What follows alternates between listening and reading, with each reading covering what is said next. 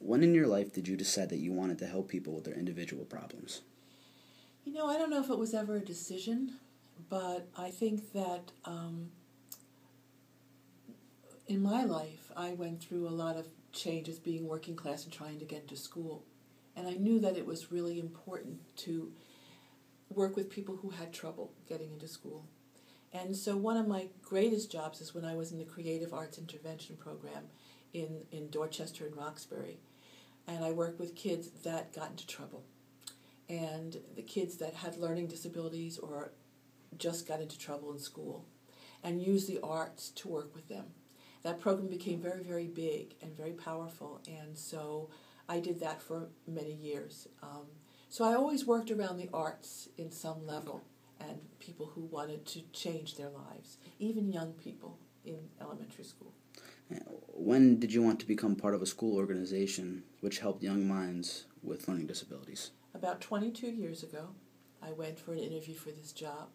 I wasn't sure exactly what the job was, but I told them my theories about education. And it turned out they had the same theory, same philosophy, which was a strength-based program, working with students with learning disabilities, but looking at their strengths first, and how to translate their strengths into their weaknesses and work with them. And that was very exciting for me when I got this job. And the woman who ran this program, Gertrude Webb, was a visionary and also a radical thinker around that. And that was really fun for me and exciting. And I began doing this kind of work. She hired me right on the spot practically, and I began doing this work. That's great to hear.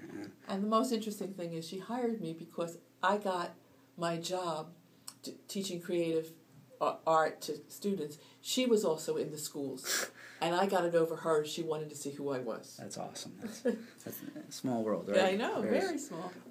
Where was your first job? Oh, my first job. Well, that's way back. My first job was in the inner city schools in Philadelphia.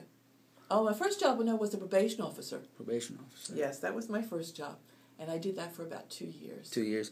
Why did you move to this current location that you're at now? I did that for 2 years.